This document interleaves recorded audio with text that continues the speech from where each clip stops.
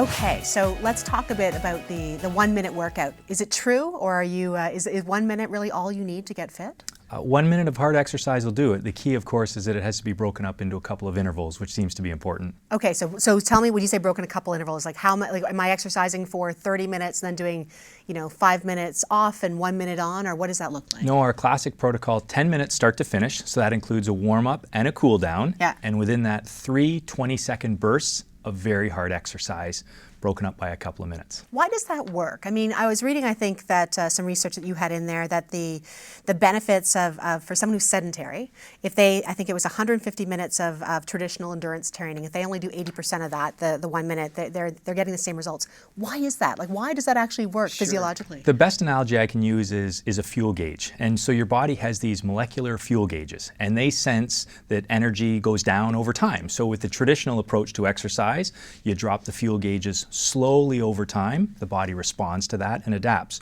With intervals, you're hitting the body really hard. So you can think of stepping on a gas pedal, dropping the fuel gauges very quickly, and what it appears is that the body responds in the same way. So it doesn't matter how you drop the fuel gauges, slow over time or really quickly, the adaptation is quite similar.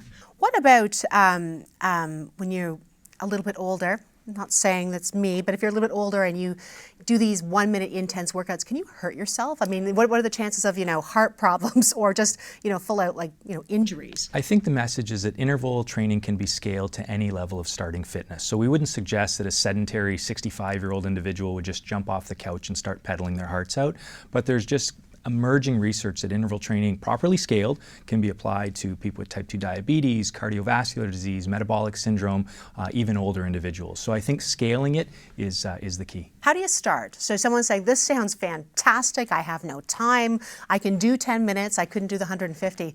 How do you actually start? I mean, when you talk about scaling, how do I know what my baseline is? Yeah, we'll tell people, just get out of your comfort zone. So even if your only exercise is going for a walk around the block at night, an interval session for you is picking up the pace for a few light posts and then backing off. So just so you're slightly a little bit more out of breath, or you feel your pulse up a little bit higher than usual. And there's research to show that even that approach, gentle interval walking, is better for you than just continuous steady state walking for things like boosting your fitness and improving your blood sugar. I was reading as well, you said that that part of the reason this perhaps works is it resembles natural play, which I think is interesting. So tell me a bit about that. Yeah, well, if you watch kids in a playground, no one sort of jogs at a moderate pace for 30 minutes or so. And so I think one of the beautiful things about interval training is that it's so variable. And so, the best exercise for you is something you like, you enjoy, you're more likely to stick with it over the long term. And so interval training, it provides more menu choices, more menu flavors to pick from. I like vanilla ice cream and I want to eat it all the time. That's sort of the traditional one-size-fits-all approach. So with intervals, you can vary it up. And there's a suggestion that, maybe we like it because it resembles this idea of natural play a little bit. You're coming today, obviously, to speak to a group of people about personal performance and what they can get. I mean, what do you want them to get out of what you're talking about? I mean, do you want to see them change how they do things, or how does somebody start? I think just generally being aware of the importance of fitness. We worry about these other traditional risk factors that are important that you can measure in the doctor's office. Waist circumference, your blood sugar, your blood pressure. But there's really good evidence that fitness by itself is very, very important. And so, for example, if you boost your fitness by about 10%, that's similar in terms of the risk reduction to dropping your blood pressure by 5 points. Wow. So when you put it in this context to people, there's a growing sense that fitness should be the fifth vital sign. And so I'm going to provide some perspectives on how to estimate your fitness and hopefully give some attendees some strategies on how to boost their fitness with intervals. What about time? I mean, and I actually realize how pathetic this is going to sound when I say this, because to say that, I don't have 10 minutes.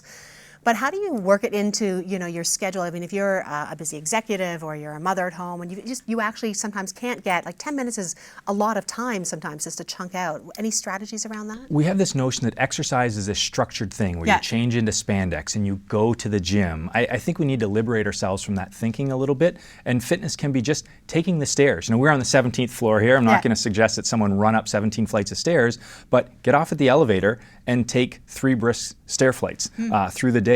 You can incorporate these strategies throughout the day. There's this concept of exercise snacking, which is these smaller, shorter bouts of exercise through the day, increasing evidence that it might be better for us than saving all our exercise up at one time and doing it all together. Okay, I have the really lazy question to ask. Can you do less than 1 minute? Do you get asked that? We're starting to scrape the bottom for sure. Anything's better than nothing, but at the end of the day, there's no free lunch. Martin, thanks very much. Thanks for your time.